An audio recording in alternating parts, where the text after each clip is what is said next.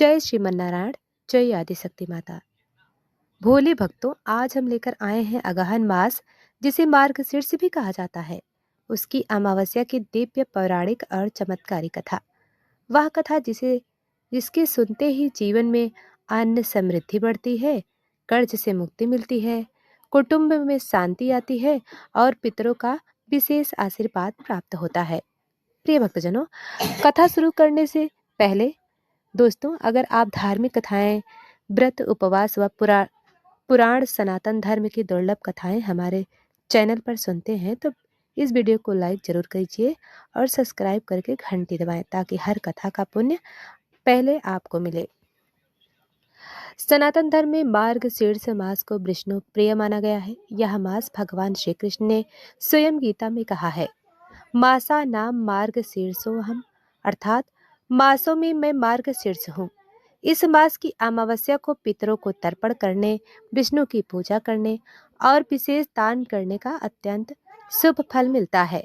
कहा जाता है कि जो व्यक्ति अगहन मास की अमावस्या पर पितरों का स्मरण करता है, उसके जीवन में वर्षों के दोष दूर हो जाते हैं। इसी अमावस्या से जुड़ी है एक अत्यंत प्राचीन अद्भुत पौराणिक कथा, जो स्कंद पुराण, पद्म पुराण और भागवत परंपरा से जुड़ी मानी जाती है। प्रिय भक्तजनों, बहुत समय पहले की बात है। हिमालय की तलहटी में बसा एक दिव्य राज था, कौशलपुर, जहाँ के राजा थे राजा वीर धर्मा। राजा अत्यंत धर्मात्मा, सत्यप्रिय और प्रजा वत्सल थे। राज्य में सुख, समृद्धि और शांति थी, लेकिन उनके जीवन में एक गहरा दुख था। उनके कुल में पितृदोष लंबे समय से चला आ रहा था। कहा जाता है कि जब राजवंश में कोई पुरखा अधूरी इच्छा लेकर संसार छोड़ देता है, तो वंशजों को बार बार बाधाओं का सामना करना पड़ता है। राजा के यहाँ कभी युद्ध में पराजय, कभी अनाज की कमी, कभी बार बार बीमारियां, कभी महल में अशांति, इस तरह की समस्याएं आती थीं। पर राजा वीरधर्मा को कारण समझ नहीं आता था। अगहन मास चल रहा था। शीत की ठंडी हवाएं महल को छू रही थीं। उसी रात राजा को एक अद्भुत स्वप्न हुआ। उसने देखा कि उनका राशि प्रांगण धुएं से भर गया है और धुएं के बीच से 3 तेजस्वी पुरुष प्रकट हुए हैं। उनके नेत्र लाल, वस्त्र धूसल और हाथ में जल पात्र। राजा भय से कांप उठे। स्वप्न में उन पुरुषों ने कहा, वीरधर्मा, हम तुम्हारे पितर हैं। हमारी अधूरी इच्छाओं के कारण तुम्हारे कुल में पीड़ा बढ़ती जा रही है, लेकिन अब समाधान निकट है। अगहन मास की अमावस्या पर हमारे लिए तर्पण, दीपदान और विशेष विष्णु पूजन करो। और सुनो, नदी के तट पर स्थित नीम वृक्ष के नीचे जो साधु ध्यान मग्न बैठा है, वह कोई साधारण साधु नहीं है। वही तुम्हें हमारी मुक्ति का मार्ग बताएगा। यह कहकर तीनों पितर अदृश्य हो गए। स्वप्न टूटते ही राजा घबराकर उठ बैठे।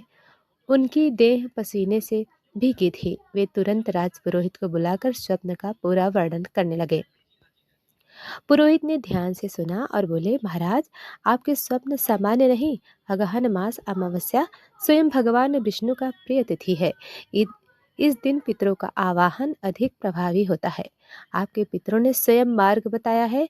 आप तुरंत उस साधु से मिले। राजा ने अगली ही सुबह नदी के तट पर पहुंचने का निश्चय किया। सुबह का समय, मंदिरों की घंटियों की आवाज दूर तक गूंज रही थी। सूर्य का हल्का प्रकाश जल पर पड़ रहा था। राजा उस नीम वृक्ष के नीचे पहुंच वहां एक तेजस्वी साधु गहरी समाधि में लीन थे। उनका शरीर पीला, चटाएं लंबी और चेहरा शांति से भरा हुआ। राजा ने विनम्रता से प्रणाम किया। भगवान, मैं पितृदोष से पीड़ित हूँ। मेरे पितरों ने आपके पास भेजा है। कृपा कर मार्गदर्शन दे। साधु ने धीरे से नेत्र खोले। उनकी दृष्टि तेजस्वी थी, मानो वर्षों से प्रतीक्षा कर रहे हों। साधु बोले, राजन, तुम्हारे कुल पर जो पितृदोष है, उसे केवल अगहन मास की अमावस्या ही समाप्त कर सकती है। लेकिन यह साधारण अमावस्या नहीं, यह नारायण समर्पित अमावस्या है। राजा ने उत्सुकता से पूछा, भगवान, कृपया विस्तार से कहें। साधु बोले, राजन, अगहन मास वह काल है जब सृष्टि के पालनकर्ता भगवान श्री विष्णु पृथ्वी पर अपने अदृश्य रूप में विचरण करते हैं। इस मास की अमावस्या पितरों और देवों दोनों को संतुष्टि देती है।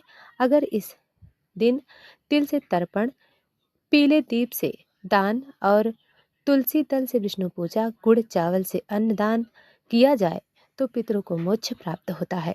राजा ध्यान से सुनते रहे। साधु आगे बोले, आज से 3 दिनों तक तुम्हें ब्रह्मचर्य का पालन करना होगा।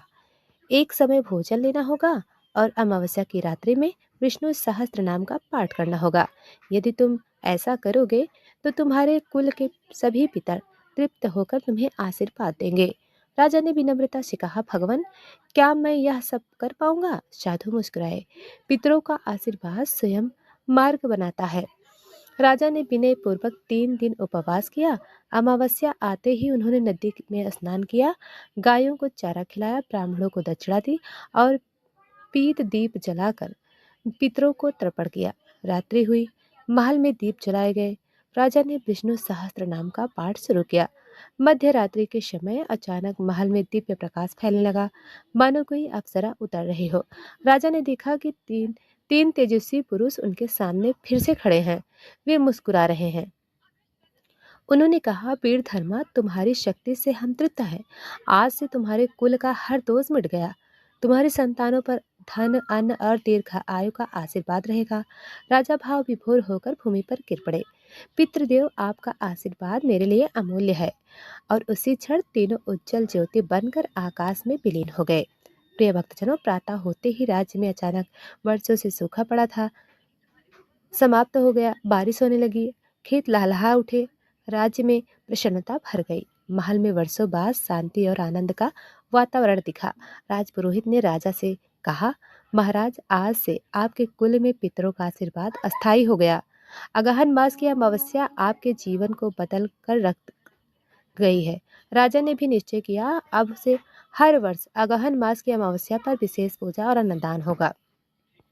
प्रिय भक्तजनों, शास्त्र कहते हैं, इस दिन किए गए तर्पण से पितर प्रसन्न होते हैं। विष्णु पूजा से धन धान्य की वृद्धि होती है। पीले दीप दान से घर में शांति आती है। तिल, चावल और तर्पण से पितृदोष समाप्त हो जाता है। तुलसी दल अर्पण से विष्णु जी विशेष कृपा प्राप्त होती है। इसलिए कहा गया है, गहन मास अमावस्या पितरों की मुक्ति का द्वार और विष्णु की कृपा का मार्ग है। तो प्रिय भक्तजनों, यह थी अगहन मास की अमावस्या की पौराणिक कथा। अगर आपको कथा पसंद आए